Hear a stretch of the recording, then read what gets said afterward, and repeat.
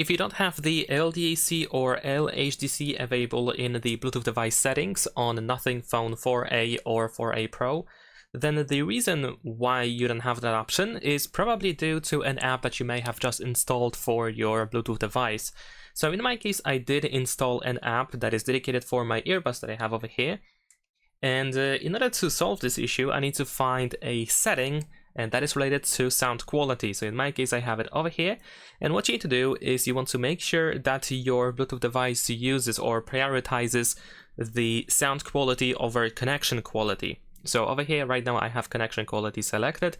If I switch to sound quality and go back to the Bluetooth device settings, as you can see now, the HD audio codec immediately turned into LDAC.